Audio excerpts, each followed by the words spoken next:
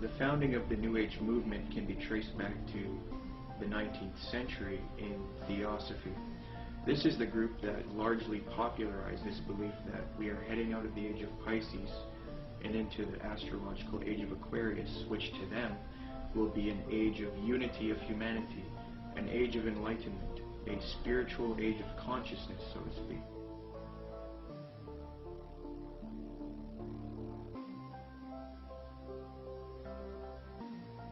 Very clear, yes. There's going to be a one world, political, economic, religion, and this is what all the globalists, the elite, the high-level occultists, the high-level New World Order people, this is what they're wanting. This is what the Bible pretty much clearly predicts as well. And this is obviously what we're moving to. The Freemason and One World Government advocate Zbigniew Brzezinski said the following in his work Between Two Ages, quote, "The technotronic era involves the gradual appearance of a more controlled society. Such a society would be dominated by an elite, unrestrained by traditional values. Soon it will be possible to assert almost continuous surveillance over every citizen and maintain up-to-date complete files containing even the most personal information about the citizen." This admitted New World Order agenda to create a one-world government that rules over humanity is not only political, it is also spiritual and based on what is known as the New Age. This can be verified with irrefutable documentation. Most of the Christians doing this kind of work have been silenced, so I set out across the border to speak to the few researchers that are still left. There are not many researchers left who have not been deceived by the New Age. Speaking with these people helped confirm my position even more. The New World Order exists. The elite are occultists who adhere to New Age doctrines, and they are responsible for this new trend of discrediting Christianity, Jesus Christ, and the Christian New World Order researchers. There is a voluminous amount of data that I have obtained in my research on this subject, but after watching this production, do not believe me.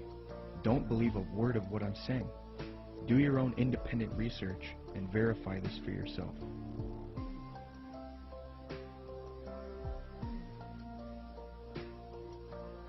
The very word secrecy is repugnant in a free and open society, and we are, as a people, inherently and historically opposed to secret societies, to secret oaths, and to secret proceedings. For we are opposed around the world by a monolithic and ruthless conspiracy. Here's the way they look at it. Here is their metaphor. Adam and Eve were held prisoner in the Garden of Eden by an unjust, cruel, and vindictive God.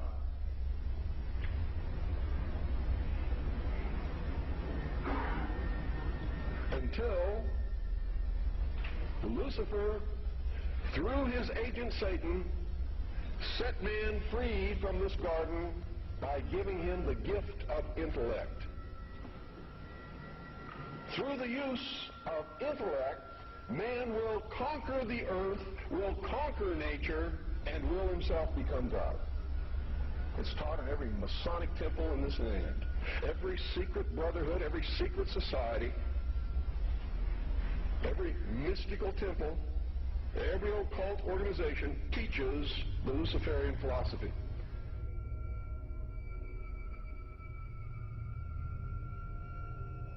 To understand the New World Order and the New Age worldview, we must go back into history and examine its origins. But first we must define our terms.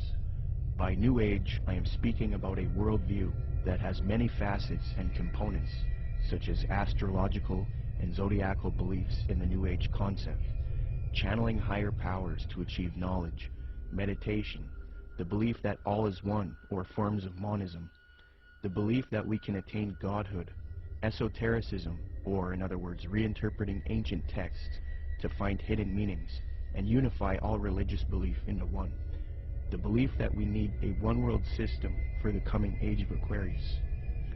By New World Order, I am talking about a political agenda to create a one-world system, one-world government, one-world economy, unity of humanity into one organism, control over humanity, and submission of the masses. But today, the largest countries of the world have agreed a global plan for recovery and reform. I think a new world order is emerging, and with it the foundations of a new and progressive era of international cooperation. To understand what is going on today with respect to the New World Order and the New Age movement, we must have recourse to the 19th century organization called the Theosophical Society. This organization in particular, among others, is largely responsible for the modern New Age movement and the political doctrine known as the New World Order.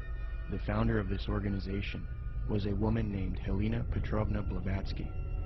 Born August 12, 1831, Helena Blavatsky was very interested early in her life in the supernatural and the mythological. From 1848 to 1858, Blavatsky would travel the world to ascertain an understanding of the religious traditions of the world. She claimed to have traveled to South America, Egypt, Canada, France, Greece, Mexico, Tibet, India, Germany, and England during this time.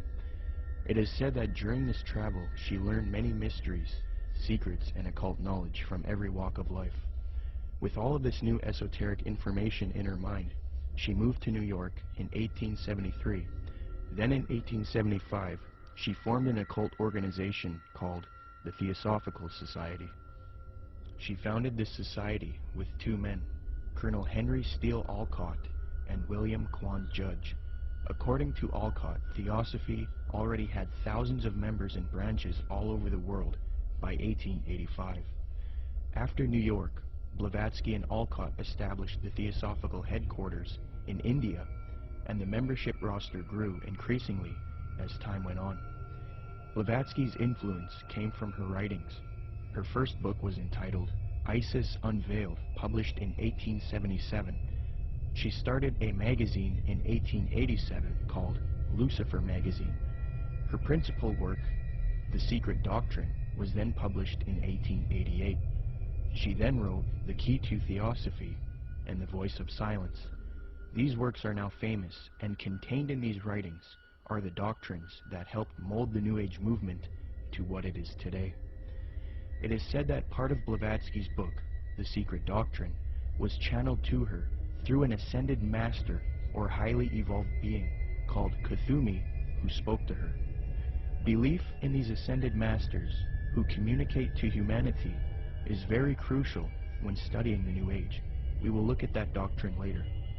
The age concept that says humanity is leaving the age of Pisces and entering the golden era or age of Aquarius was popularized by Blavatsky. She taught Theosophists, at any rate, some of them who understand the hidden meaning of the universally expected avatars, messiahs, socioshis, and Christs, know that it is no end of the world, but the consummation of the age, i.e. the close of a cycle, which is now fast approaching. Again, the messianic cycle of the man connected with Pisces. It is a cycle, historical, and not very long, but very occult, lasting about 2,155 solar years. It occurred 2,410 and 255 BC, or when the equinox entered into the sign of Ram, and again into that of Pisces. When it enters in a few years the sign of Aquarius, psychologists will have some extra work to do, and the psychic idiosyncrasies of humanity will enter on a great change. These Theosophists teach that Jesus was simply a representation of the age of Pisces, and that he was an initiate into the mystery schools, or cults of spiritual teachers and masters. They teach people that the new age of Aquarius is going to be that of a utopia, where the world unites into a one-world system, the exiting out of Jesus' age, and the entering into a new world teacher's age. They say each age is accompanied by a great world teacher, be it Buddha, Jesus, etc. So for the advent of the age of Aquarius, they claim a new world teacher will guide humanity into it. Blavatsky was reluctant to fuse these theosophic beliefs with politics, however. Nonetheless, she still advocated monism and a one-world brotherhood, or uniting, of mankind. In Blavatsky's book, The Key to Theosophy, she lists three main goals of theosophy: universal brotherhood of humanity without distinction of race, color, or creed; to promote the study of the world's religions and to investigate the hidden mysteries of nature.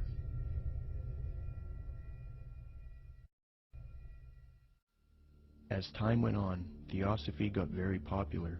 Many prominent figures would join the Theosophical Society from all over the world, and many popular doctrines of today's New Age movement would be molded and shaped by them. Theosophy is the first major New Age group, and they are largely responsible for many of the modern New Age beliefs, including the belief that Jesus represented the sun god. After studying the occult and the esoteric in depth, I have come to the conclusion that the Zeitgeist movement and the Zeitgeist films are based on Theosophy, Freemasonry, and the New Age. For those who are unfamiliar, in 2007, a man named Peter Joseph released a film called Zeitgeist. This film received millions of views on the internet and became very popular. Then in 2008, Zeitgeist Addendum, the sequel, came out. From there, Peter Joseph established the Zeitgeist movement.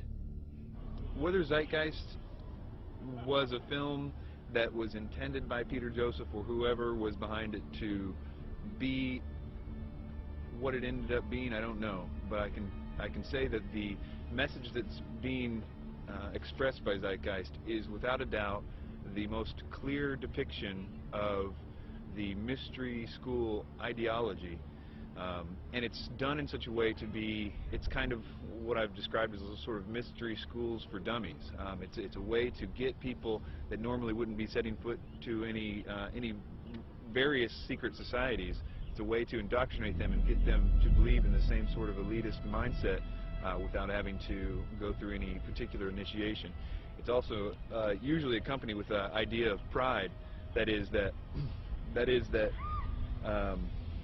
the people believe that what they believe is only for a select few, and that sort of has this way of sticking with them, and that nobody believes what I believe, and so it's sort of this elitist mindset that comes with that as well.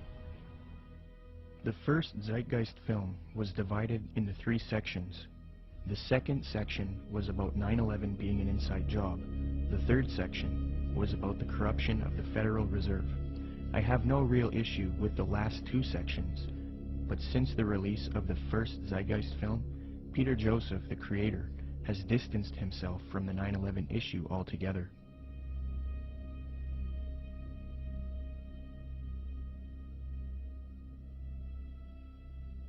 This makes me wonder if the only reason he spoke about 9/11 in the first film was to get the 9/11 Truth movement on board with his agenda.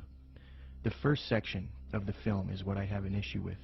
Contained in this section is the modern belief system of the New Age movement, the Theosophical Society, and Freemasonry. With the Zeitgeist, it's, you know, Satan's good at what he does, bottom line. And the first one, what they do is they come right out and in the first segment, I think the first 38 minutes, they just go after Jesus Christ, his deity. Basically what they try to do is convince everyone that Jesus Christ is just a knockoff of Horus and a lot of the other pagan deities, and they try to draw all these parallels and similarities. These parallels and similarities have all been debunked by Bible scholars and things. In fact, I think there's even a couple challenges up on the internet, the Zeitgeist Challenge, where they offer money if they can actually. So they've been debunked. I've done, oh my word, I don't know how many teachings debunking both movies. But if somebody were to see that for the first time and not know any different, oh, hey, it sounds convincing, sounds, you know, this or that. And so what they've got to do is discredit the Word of God, the deity of Jesus Christ. As Theosophy grew, it produced influential figures such as Annie Wood Besant, born October 1st, 1847. She was a Marxist and a socialist. Besant was so inclined towards socialism that she defended it in public debates. One such debate was conducted between her and a man by the name of G.W. Foote, a secularist who supported republicanism. The debate was held at the Hall of Science on February 2nd, 9th, 16th, and 23rd, 1887, a 4-night debate series. The title of the debate was, "Is Socialism Sound?"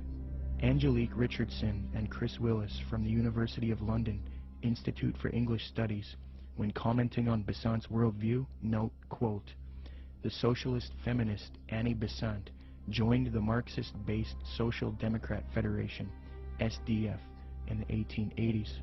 Annie Besant met the founder of Theosophy, Helena Blavatsky, in 1890, and she quickly read Blavatsky's material.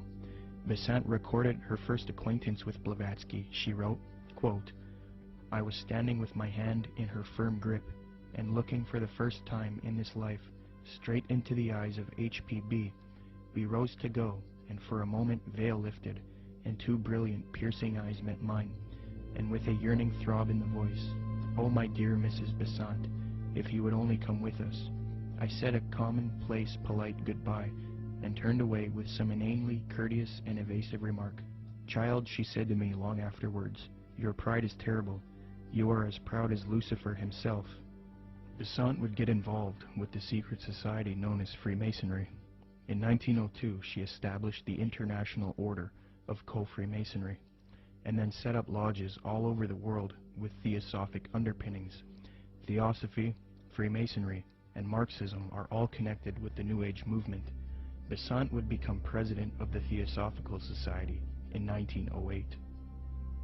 As I give you the history and lay the framework for the origins of the modern New World Order ideology and the New Age movement, it is important to note the role of Freemasonry. As previously noted, Theosophy and Freemasonry were somewhat affiliated in the late 19th century. In fact, Helena Blavatsky received an honorary degree of Apprentice Companion, Perfect Mistress, Sublime Elect Scotch Lady, from the rite of adoption. She was awarded with these titles by the 33rd degree Freemasons John Yarker, M. Kaspari, and A.D. Lowenstock. Here is a reprint of the Masonic certificate that Blavatsky received.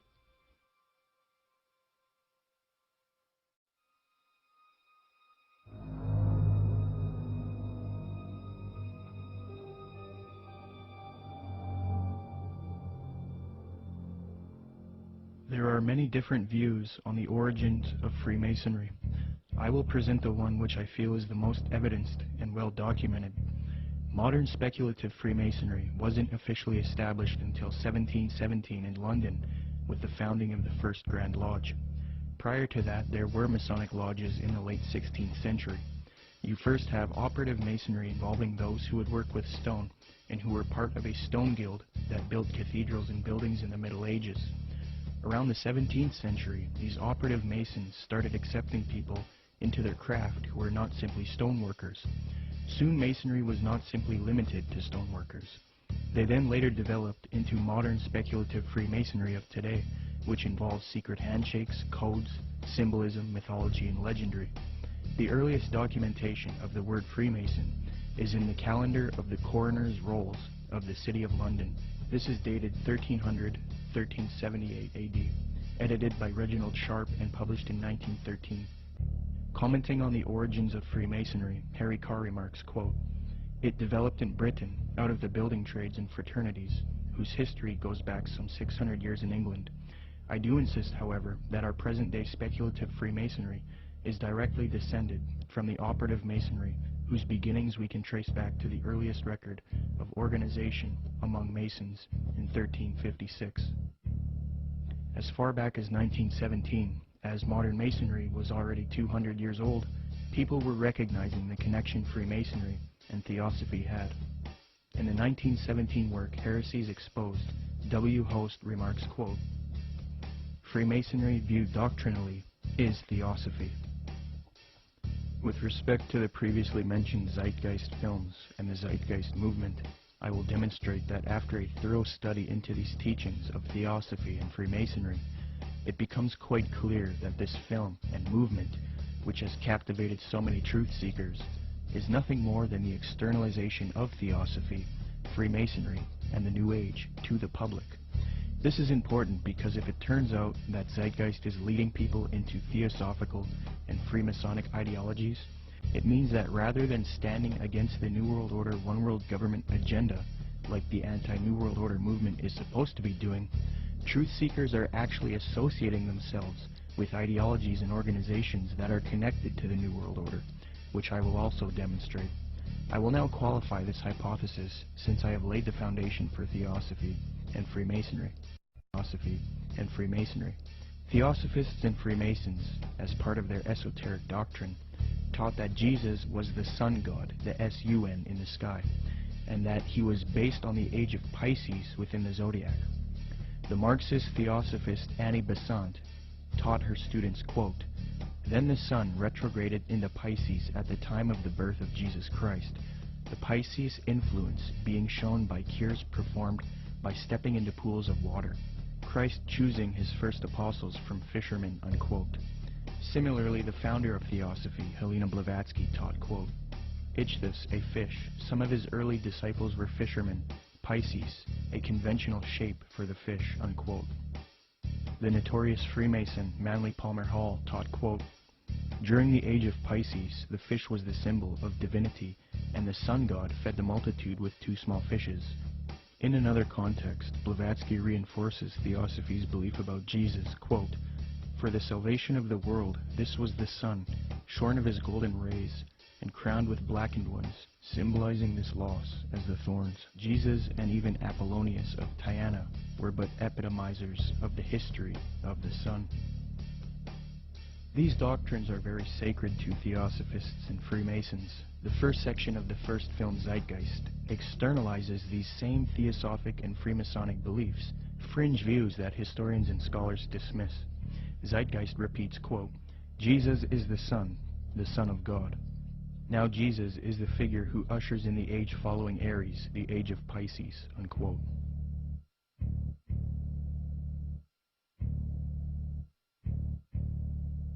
Now, noticing these parallels, one might think that Peter Joseph, the creator of Zeitgeist, was ignorant of the fact that he was indoctrinating people into Theosophic and Freemasonic ideologies.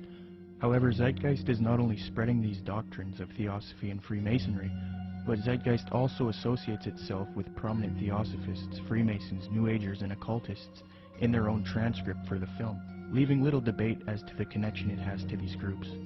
Zeitgeist listed all of its sources for the film in its online transcript, and among the names of people appealed to are Helena Blavatsky, the founder of Theosophy, the Freemason Albert Churchward, New Ager Acharya S., New Ager occultist and theosophical apologist Jordan Maxwell, the Druid Gerald Massey, Edward Carpenter, the socialist and acquaintance of Theosophist, Freemason and Marxist Annie Besant, the Freemason Manly P. Hall, and the Druid Godfrey Higgins, who is associated with Helena Blavatsky.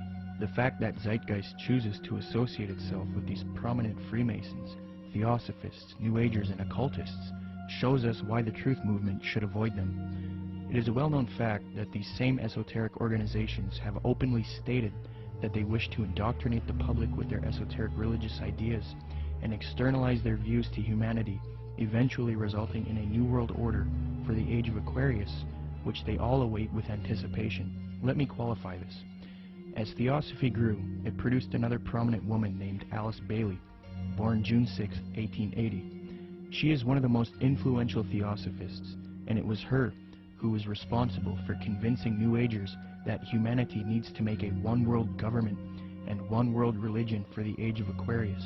In order to achieve this system, she deemed it necessary to teach humanity the religion of Theosophy and Freemasonry, the same doctrines that Zeitgeist is now spreading.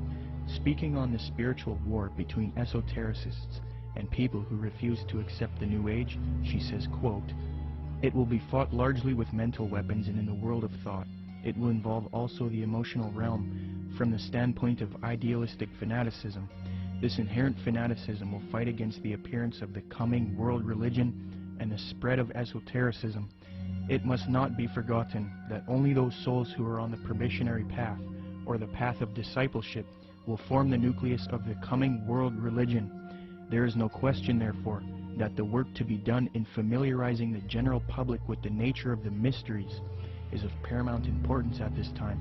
When the Great One comes with his disciples and initiates, we shall have the restoration of the mysteries and their exoteric presentation as a consequence of the first initiation."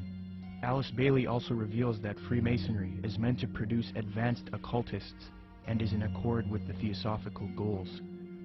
Quote, "The Masonic movement, when it can be, divorced from politics and social end, from its present paralyzing condition of inertia, will meet the need of those who can and should wield power. It is the custodian of the law, it is the home of the mysteries, and the seat of initiation. It holds in its symbolism the ritual of deity, and the way of salvation is pictorially preserved in its work. The methods of deity are demonstrated in its temples, and under the all-seeing eye, the work can go forward. It is a far more occult organization than can be realized, and it's intended to be the training school for the coming advanced occultists, unquote. The main source of Zeitgeist is Acharya S. She advocates one world system under the age of Aquarius. This is very interesting as the main source that this traces back to is Alice Bailey. You can trace this to one book in particular called The Externalization of the Hierarchy, which advocates this extensively and even openly admits this in the first few pages of that volume. In his book, The Arcana of Freemasonry, the Freemason Albert Churchward that Zeitgeist appealed to gave the following admission, quote, "Can the unity of the world be accomplished by Freemasons? Yes, and by Freemasons only." There is a common misconception about Freemasonry, and that is that many people believe it is merely a friendly fraternity where men meet up to network and socialize. This is partially true, but there are elements of Freemasonry that are not so innocent. The Freemasonic Society was infiltrated in the late 18th century by an organization called the Order of the Illuminati. There's a lot of fictional, embellished information about the Illuminati, but if you sift through all of the data, there are some very important key facts. All historians will grant that the Illuminati certainly existed in Bavaria, Germany, and that it was founded in 1776 by a man named Adam Weishaupt. This organization was a type of revolutionary organization that sought political and societal reform. The order grew and became very popular. It was then outlawed by the patriotic ruler of Bavaria, Duke Karl Theodor. He issued 3 edicts against the Illuminati, the third being in 1787. Illuminati writings were discovered after raids of castles and arrests of members. These writings were then translated from Old High German by 2 men contemporary with the Illuminati, Abe Barrel and John Robison. The writings were published in their works, Proofs of a Conspiracy and Memoirs Illustrating the History of Jacobinism.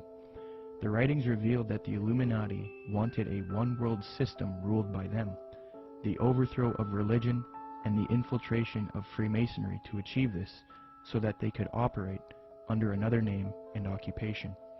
The founder of this order, Adam Weishaupt, stated, quote, "Do you realize sufficiently what it means to rule in a secret society, not only over lesser or more important of the populace, but over the best of men, over men of all ranks, nations, and religions, to rule without external force, to unite them indissolubly, to breathe one spirit and soul into them, men distributed over all parts of the world." The prolific Freemasonic author and historian Albert Mackey reports, quote, "To give the order a higher influence, Weishaupt connected it with the Masonic institution, after whose system of degrees and esoteric instruction and of secret modes of recognition it was organized. The order at first was very popular, and enrolled no less than 2,000 names upon its registers, among whom were some of the most distinguished men of Germany. It extended rapidly into other countries, and its lodges were to be found in France, Belgium, Holland, Denmark, Sweden, Poland, Hungary, and Italy. The original design of Illuminism was undoubtedly the elevation of the human race, but it cannot be denied that in the process of time, abuses had crept into the institution, and that by the influence of unworthy men, the system became corrupted. So fused with Freemasonry in the 18th century was the doctrine of elitism and globalization, the overthrow of religion, namely Christianity. The question is, did the Illuminati cease to exist after it was outlawed in Bavaria, or did it live on? According to historians like Mackey and others, the Illuminati infiltrated Masonic lodges all over Europe before it was persecuted by the Bavarian government. So with that in mind, How could the Bavarian government stop this order if it was already all over Europe? The answer is they couldn't have. The Illuminati was too big, and thus it continued under Freemasonry. The French historian Henry Martin reports, quote, Vicept proposed as the end of Illuminism the abolition of property, social authority, nationality, and the return of the human race to the happy state in which it formed only a single family, without artificial needs, without useless sciences, every father being priest and magistrate. President George Washington himself was convinced that the Illuminati existed after 1785, when it was outlawed in Bavaria. He corresponded with the Reverend named G.W. Snyder, voicing his concerns about the Illuminati. This was written 13 years after the Illuminati was outlawed in Bavaria. George Washington states, quote, I have heard much of the nefarious and dangerous plans and doctrines of the Illuminati. It was not my intention to doubt that the doctrines of the Illuminati and the principles of Jacobinism had not spread in the United States. On the contrary, no one is more truly satisfied of this fact than I am. The idea that I meant to convey was that I did not believe that the lodges of Freemasons in this country had, as societies, endeavored to propagate the diabolical tenets of the first or the pernicious principles of the latter, if they are susceptible of separation, that individuals of them may have done it, or that the founder or instrument employed to found the democratic societies in the United States may have had these objects and actually had the separation of people from their government in view, is too evident to be questioned. From President Washington, we learned that he believed the Illuminati was nefarious and dangerous. He had little doubt about the Illuminati spreading to America by 1798. He was truly satisfied, or in other words, convinced of this fact. He thought it was too early for whole Masonic lodges to be striving for Illuminati objectives, but he did believe individuals within American lodges were certainly doing so. He believed the founder or instrument used to found the democratic societies in the USA may have had Illuminati objectives in mind, and that they had the separation of the people from their government in view. According to Washington, these things are too evident to be questioned. That same year, the president of Yale University, Timothy Dwight IV, spoke out against the Illuminati. Quote, the great and good ends proposed by the Illuminati as the ultimate objects of their union are the overthrow of religion, government, and human society, civil and domestic. Joseph Willard, the president of Harvard University, said in a speech in New Hampshire, quote, there is sufficient evidence that a number of societies of the Illuminati have been established in this land of gospel light and civil liberty, which were first organized from the Grand Society in France. They are doubtless secretly striving to undermine all our ancient institutions, civil and sacred. These societies are closely leagued with those of the same order in Europe. They have all the same objects in view. The enemies of all order are seeking our ruin. Should infidelity generally prevail, our independence would fall, of course. Our republican government would be annihilated. Speaking on this new Freemasonry that was infiltrated by Illuminati elitist doctrines, John Quincy Adams, the 6th President of the United States, remarked, quote, I do conscientiously and sincerely believe that the order of Freemasonry, if not the greatest, is one of the greatest moral and political evils. Because this Illuminati doctrine of globalization and societal reform was fused into Freemasonry, later prominent Masons started voicing their anticipation of a new world order, one world system.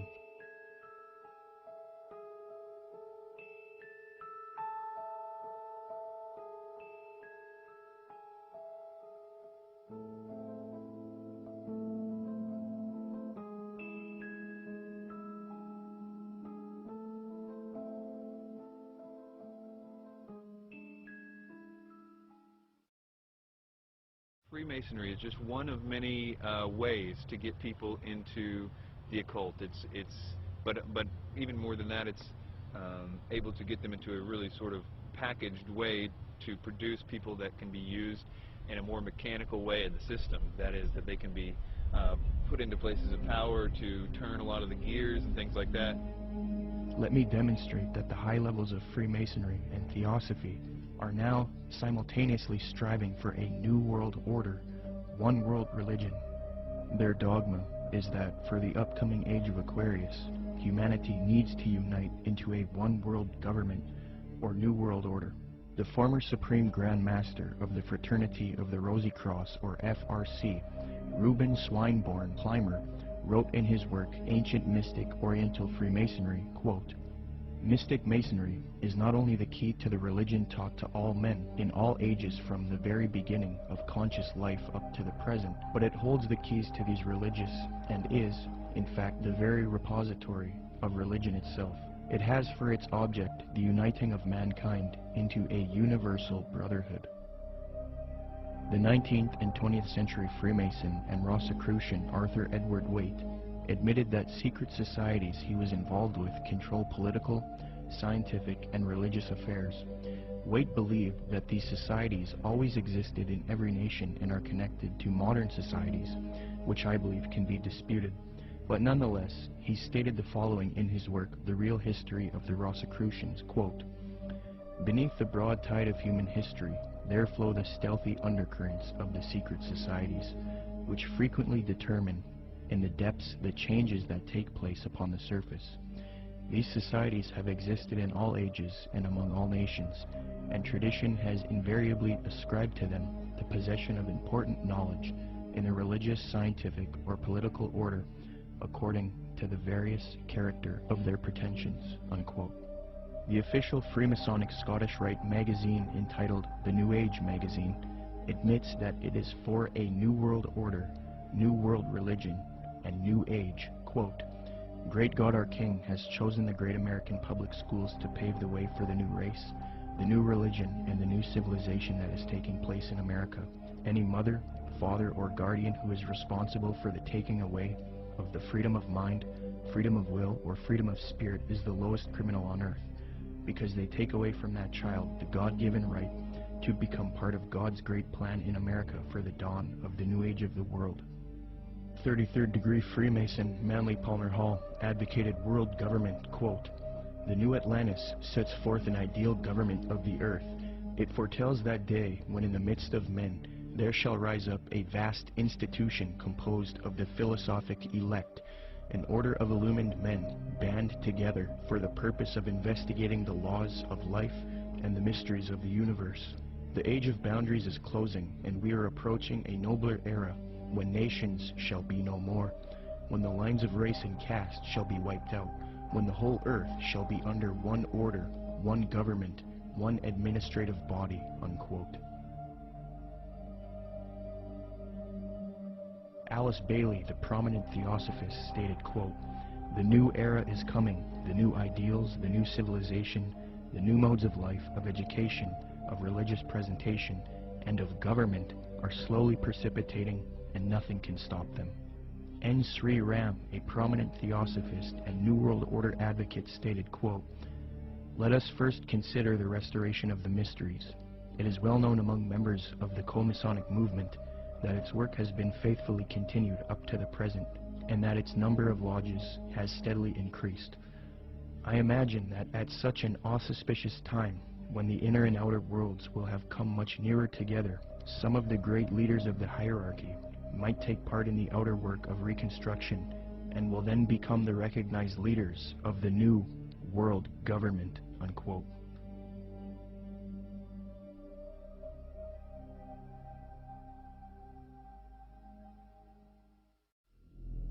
This was written by Manly P. Hall.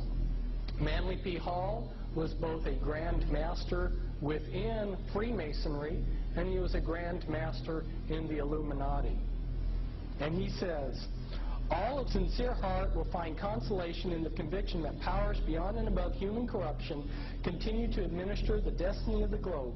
It would be a mistake to confuse the governing bodies with the various sects which pretend to authority but give no indication or proof that they can manage efficiently even their own affairs." Now, Manly P. Hall knows who he's referring to here because he's part of that secret body. And of course, he speaks positively of it. The Zeitgeist films and movement have more ties to Theosophy and Freemasonry. At just 2 minutes into the second Zeitgeist film, Zeitgeist Addendum, a lecture of a man by the name of Jiddu Krishnamurti is played. Jiddu spent much of his childhood in southern India. Jiddu's father was a member of the Theosophical Society in southern India. When Jiddu was a boy, he was discovered by the theosophist C.W. Ledbetter. Ledbetter was a man who was brought up on charges of immoral behavior with young boys, yet he still had a close relationship with the president of Theosophy, Annie Besant. Ledbetter and Besant would adopt Jiddu and take him to England. They raised him and brainwashed him into the theosophic esoteric teachings. They were convinced that he was their return of the Christ and that he would lead humanity into the age of Aquarius as the world teacher for the New Age. Jiddu thought he was the Christ for many years due to being brainwashed, and he would give lectures speaking with authority on esoteric and occult matters. However, Jiddu became reluctant, and after many years decided not to be the Christ of Theosophy. He was a false Christ, and he later departed from Theosophy. He did retain connection with Theosophists, and devoted the later part of his life to giving lectures on New Age spirituality. He authored many books on the subject as well.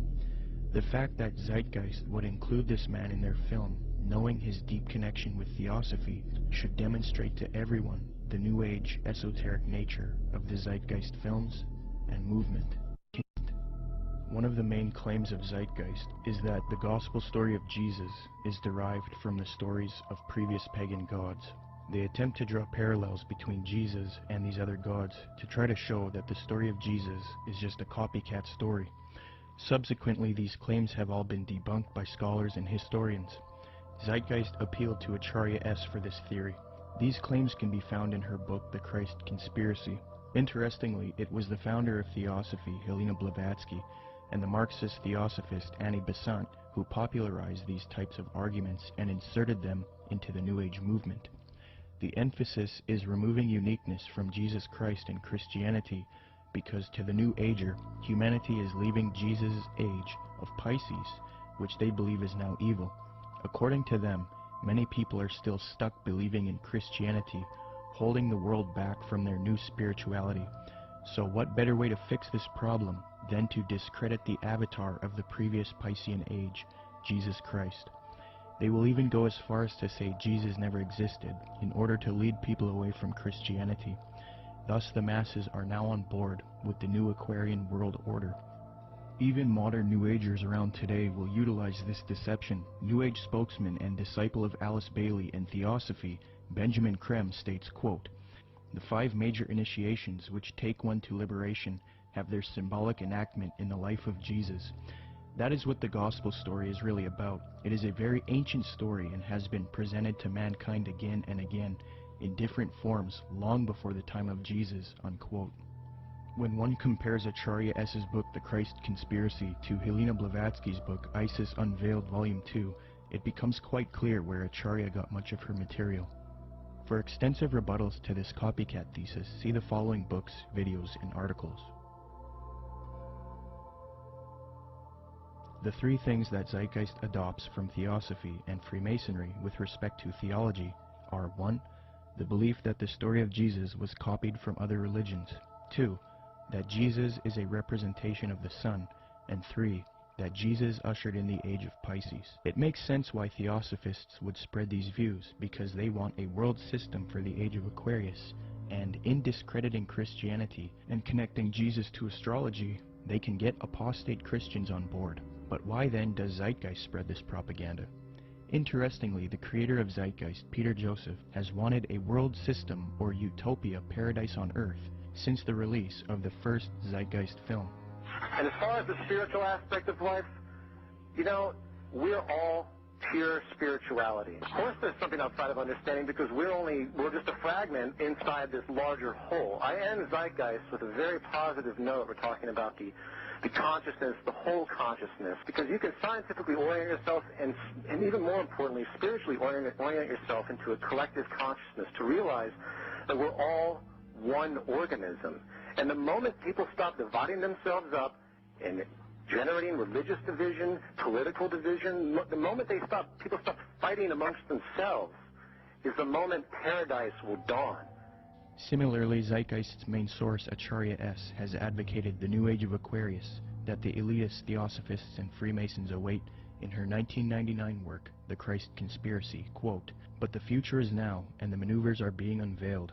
As far as Christianity's role in this new age, Carpenter states, quote, Christianity, therefore, as I say, must either now come frankly forward and acknowledge its parentage from the great order of the past, seek to rehabilitate that, and carry mankind one step forward in the path of evolution, or else it must perish. There is no alternative. Despite the vilification of the so-called New Age movement, the fact is that we are entering into a new age. The age referred to in the gospel tale is that of Pisces, and through contrivance and duplicity, coercion and slaughter, the fish god Jesus, the Piscean solar avatar, has indeed been with us, but now it is the close of the age, and his time is over. As Hancock says, we live today in an astrological no man's land, at the end of the age of Pisces, on the threshold of the new age of Aquarius. Traditionally, these times of transition between one age and the next have been regarded as ill-omened. Ill-omened verily, as the ongoing destruction of the earth and the endless warfare over ideology will indeed produce the Armageddon so long awaited and planned by those who cannot live for today but must look towards an afterlife. By realizing the cultural unity revealed behind the Christ conspiracy, however, humanity can pull together and prevent this fall to create a better world. 75 years before Zeitgeist's main source Acharya S. penned that admission, the former president of Theosophy, Annie Besant, wrote something almost exactly the same, quote, The equinox will reach the sign of Aquarius, coinciding the great cycle of influence. We can indeed hope to put a complete end to all the influence of the past cycle, with its tyranny, slavery, war, and cruelty. This is one of the great transitional epochs, and the karma before humanity as a whole, and to every group in particular, is to reform itself from slavery, female subjection, war, and cruelty, and establish a civilization based on humanness and interest in spiritual matters. New Age author Gail Fairfield explains what is expected for the supposed upcoming age of Aquarius. She states, quote, The sign of Aquarius is the sign of focused concepts. It concentrates intently on developing its ideas and then applies them to the betterment of humankind. It has talent for rapidly correlating all the information available into a political, ethical, spiritual, technological system. Aquarius creates optimal features for individuals and for humanity because it needs alternatives, possibilities, and something to move towards. Overall, Aquarius is a reformer and visionary working to create its utopia, unquote. Isn't it interesting that right after Zeitgeist promoted the Aquarian New Age concepts in the first Zeitgeist film, the second film, Zeitgeist Addendum, then goes on to convince its followers to strive for a similar Aquarian one-world system, New World Order, called the Venus Project. Indeed, the solution offered by the film Zeitgeist Addendum is that humanity needs to unite into the very same thing that Theosophy and Freemasonry wants it to unite into. A one-world universal esoteric brotherhood of humanity, a new world order. I think that the coming new system that the occultists speak of it's really crucial to understand that what they're talking about is not going to look like what we think the New World Order's control grid will look like. They believe that the utopia will be one of a spiritual utopia, one that's free of wars and religion. It's easy for a lot of people to have idealistic views about it. They're going to make it sound wonderful, which is what like the Zeitgeist Addendum particularly does in the second part, where they talk about, oh, we're going to like, you know, have free energy, we're going to provide your needs. There's been talk about erasing all debts. That's more the Venus Project is more what is it Jacques Vallée? Jacques Fresco. That's more what he's into. Okay, this is his utopian approach to the New World Order, where I literally heard him say on the addendum where he said we'll have no laws. All laws will be done away with. I thought to myself, all law. I mean, nobody's going to have to work. It's just going to sound like wonderful. I mean, he's talking about how are people going to make livings. Well, you won't have to, and you can do whatever you want. And if you make a painting, you can give it to some. I mean, this utopian world, but it's going to come at an extremely high price regarding the mark of the beast. It's not going to be what they're cracking it up to be, and most likely, it's only going to come with massive depopulation, and they're going to probably try to pull that off a number of different ways. But you have the Zeitgeist this utopian approach, and then you also have the way the Ascended Master, some of the Ascended Masters say will be done through a project called Nasera, which, you know, is very similar in what the Zeitgeist Addenda talks about. It's just kind of a different flavor of it all. So which one they're actually going to be able to pull off, if the Lord lets them do it, it's kind of up to the Lord. It's hard to say which one they're actually going to be able to pull off, if the Lord lets them do it, it's kind of up to the Lord. It's hard to say which way it'll go. The Venus Project looks like Francis Bacon's New Atlantis, this concept that has been with the occult realm for a long time. Whether they call it the New Atlantis or whether they call it some coming utopia or some Platonic version of the New Age or the New World Order, a lot of people, those terms were viewed in a completely different context that I think a lot of us in the truth movement see the New World Order. It's a totally different thing that they're hoping will happen. And I think that we can be in danger if we think that the New World Order is just going to be a police state control grid, which I think it will be, but I think it will be in the context of a lot of supernatural things going on.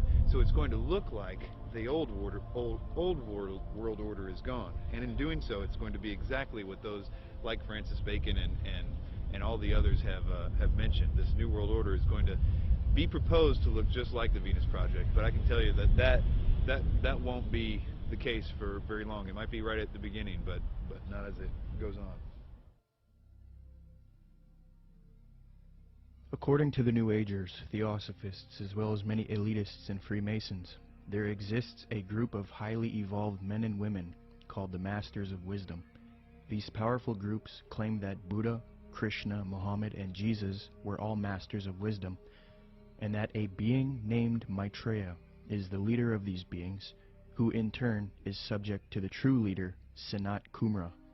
New Age Theosophist Dane Rudhar concedes that the leader of the Masters, Sanat Kumara, is in fact Satan, according to the esotericists. Quote, Satan is an anagram for Sanat Kumara, who in the esoteric philosophy of India is the Promethean being who gave mankind the fire of self-conscious and independent individual selfhood, unquote. John Michael Greer in the New Encyclopedia of the Occult notes, quote, Satan has a possible echo in theosophic lore, where the Lord of the world, the spiritual ruler of the earth, and the head of the Great White Lodge is Sanat Kumara, a lord of the flame who descended to earth from Venus in a fiery chariot some 6 million years ago, unquote. Helena Blavatsky taught her students that it is actually Satan who is God, the Messiah, and that Jehovah is the evil one. She stated, quote, It is but natural, even from the dead letter standpoint, to view Satan, the serpent of Genesis, as the real creator and benefactor, the father of spiritual mankind.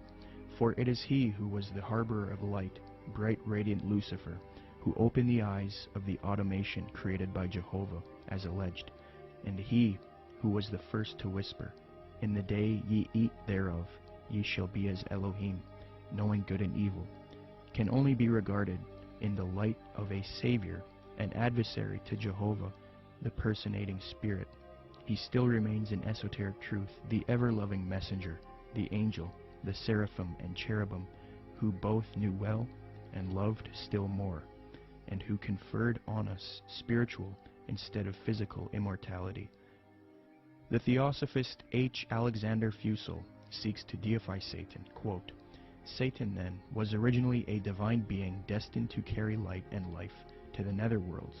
He stands for the gift of free will and self-conscious mind to man, a power which at once seduces and uplifts man, for with free will comes the power to go astray. Satan is therefore man's teacher, unquote. Once you are willing to give worship to Satan is when you are given a certain kind of power that the deceived, those that are just thinking it's them or thinking that something else, can't have access to. So Freemasonry is a systematic way to get people to that level without actually just coming out and saying it right at first. One of the former leaders of the Theosophical Society, who was contemporary with Blavatsky and Annie Besant, tells us what the 19th century position on Satan is. In his work Spiritualism, Madame Blavatsky, and Theosophy, Rudolf Steiner states, quote, Lucifer is not a being that we can see with our present-day physical eyes. Lucifer can be seen only with the awakened clairvoyance. Seen clairvoyantly, in fact, Lucifer is a particular being who was left behind during the moon phase of evolution, unquote. N. Sri Ram, who often gave lectures at the United Nations, a major theosophist and writer for Lucifer magazine, clarifies, quote, "The adversary, or Satan, is no other than Lucifer, the light-bearer, the bright morning star. He is the initiator, awakening the divine faculties of intellect on man. He is the king of the fallen angels, spirits from higher spheres, who descended among primitive mankind of the third race, to develop in man and endow him with his self-conscious mind, or manas," unquote.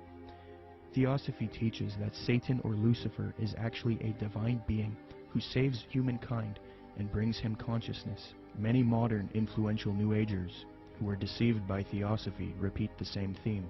David Spangler admits that Lucifer is a being that New Agers honor, and the light of Lucifer is the light of God. Quote, "The true light of Lucifer cannot be seen through sorrow, through darkness, through rejection. The true light of this great being can only be recognized when one's own eyes can see with the light of the Christ, the light of the inner sun. Lucifer works within each of us, trying to bring us to wholeness. And as we move into a new age, which is the age of man's wholeness, each of us, in some way, is brought to that point which I term the Luciferic initiation, the particular doorway through which the individual must pass if he is to come fully into the presence of his light and his wholeness. Lucifer comes to give us the final gift of wholeness. If we accept it, then he is free, and we are free. That is the Luciferic initiation. It is one that many people now, and in the days ahead, will be facing, for it is an initiation into the new age. It is an initiation of leaving the past and moving into the new, shedding our guilt and fears, our anxieties, our needs, our temptations, and becoming whole and at peace, because we have recognized our inner light and the light that enfolds us, the light of God," unquote. So indeed the Luciferian doctrine is fused into the New Age movement due to Theosophy. Along with this doctrine is the belief that because of Satan, man is now thinking he will evolve, conquer the world, conquer nature, and become a god. The Freemason W.L. Wilmhurst bolstered the fact that Freemasonry is aimed at creating God-men. The purpose of initiation is attaining godhood, he states, quote, "The height of the lodge, even as high as the heavens, implies the range of consciousness possible to us. When we have developed our potentialities to the full is infinite. Man who has sprung from the earth and developed through the lower kingdoms of nature to his present rational state has yet to complete his evolution by becoming a godlike being and unifying his consciousness with the omniscient, to promote which is and always has been the sole aim and purpose of all initiation," unquote. Danny and Englewood, you're on the air. Go ahead. Yeah, you're going to take this the wrong way, Peter J., director of Zeitgeist, but what you just said sounds exactly like Satanism. Not saying that you are satanic. I don't believe in Satanism. If you want to use that word, you know what Satanism that's your own idea. Satanism is? Atheists. People who do not believe in a God. People who believe that man is God. That's what that's Satanism correct. is. You are God. Okay, then you are a Satanist. You are God. You are God. You are God.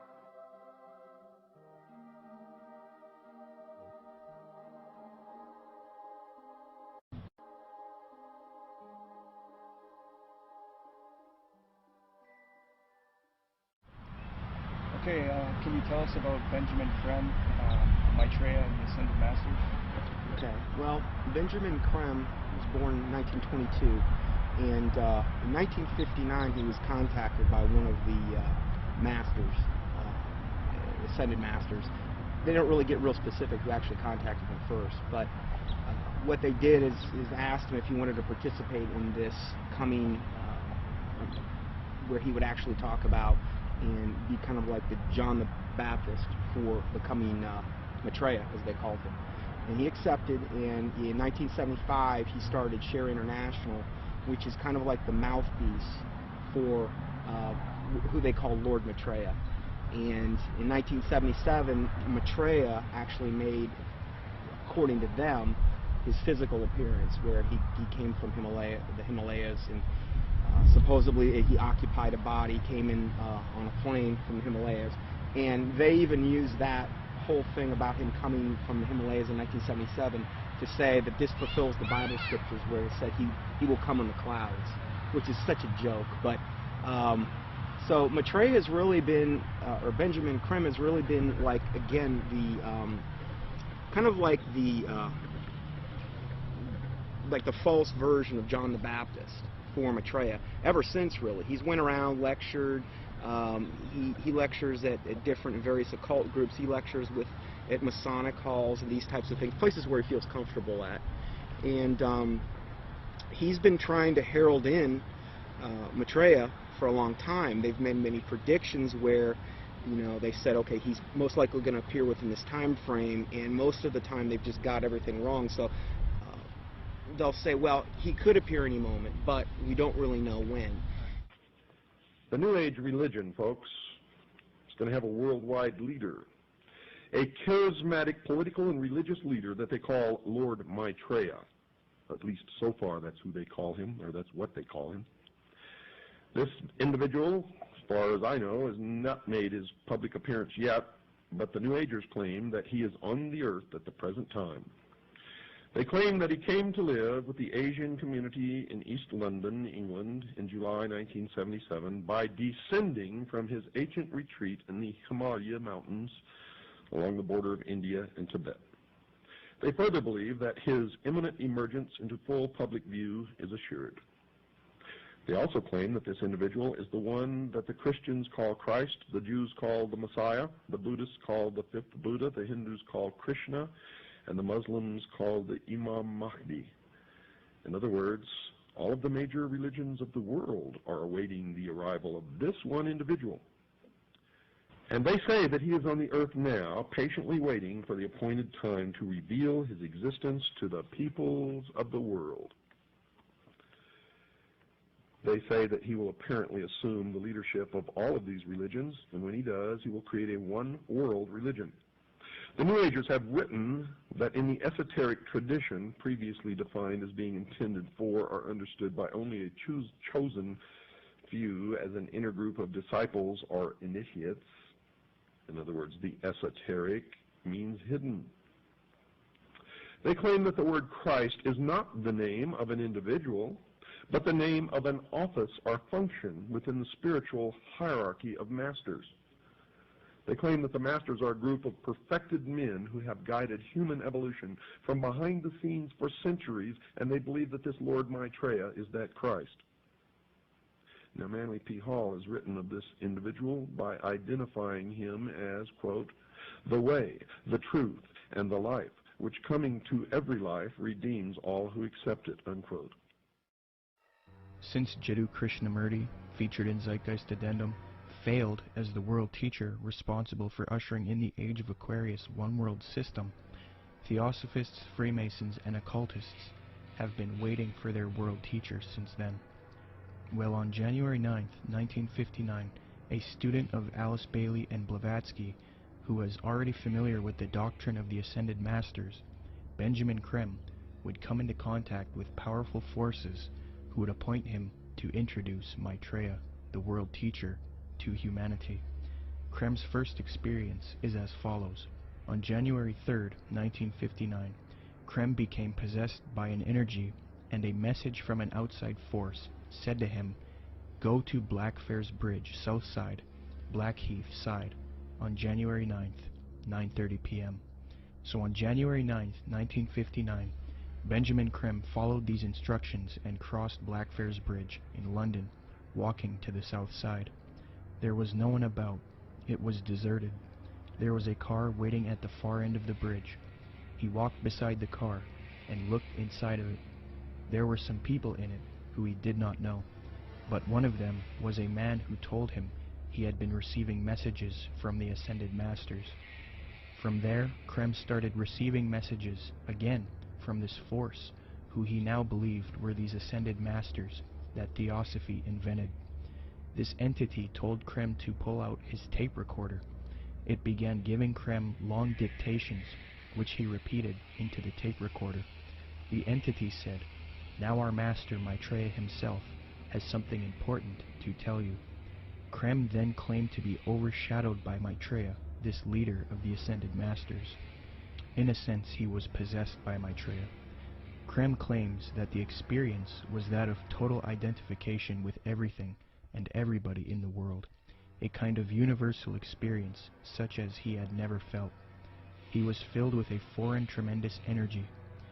Krem claimed to have seen a vision of himself in the future, as well as Maitreya, the world teacher, who ushers in the age of Aquarius, one world system. Later he was instructed that he would help introduce Maitreya to the world. Since then, Krem started an organization called Share International. They have a website as well.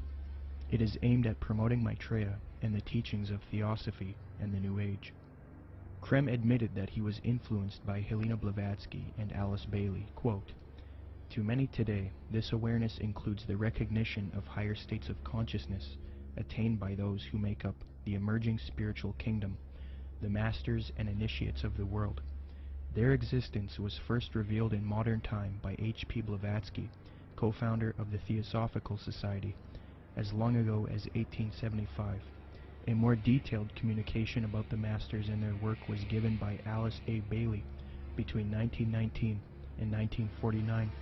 In her book The Externalization of the Hierarchy, she revealed the existence of a planned return to physical plane work and activity by this group of enlightened men, which return, I submit, has already begun."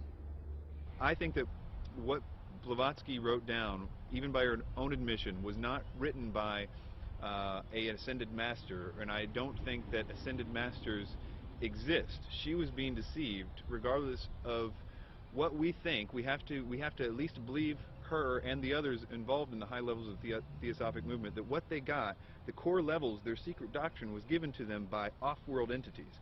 The research becomes, who are these off-world entities? And this is the other part of that research. Is what those entities said true or not?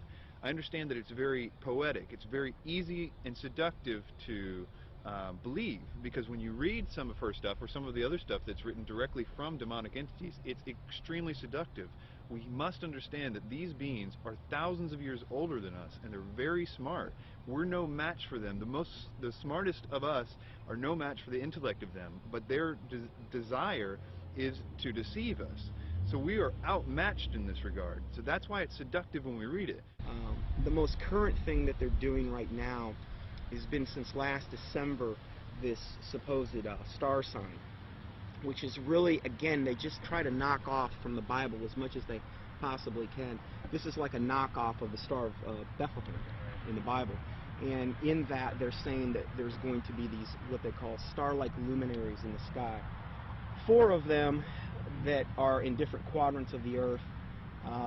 They're 5 times the size of a football field, according to them. And people are seeing these things, and they've got a whole, up on shareinternational.org, they've got a whole section devoted to this, where people are sending in pictures, there's stars, and what they are, spaceships. That's what they're admitting to at this point. And more people are seeing them, but evidently this is going to be the thing that really, really heralds in Maitreya, up until they have the day of declaration when he makes his public emergence. And this is supposed to be on the major media? Yes, yes. When he makes his big debut, what they've said is they've already secured an interview with a major U.S. TV network, and then one in Japan, I believe, as well. So during this time, he's going to, the day of declaration, supposedly he's going to basically telepathically communicate with masses and masses of people. They supposedly will hear them in their own language. They'll be able to comprehend him. Supposedly they'll feel this infinite love. And there will be many also supposed miraculous healings taking place around the world at the same time. And most likely, this day of declaration will come on the heels of some or multiple cataclysmic events, most likely the first thing being an economic meltdown, which is what he's predicted way back from the 90s. And what does Maitreya promise? What does he want to achieve? What are his goals?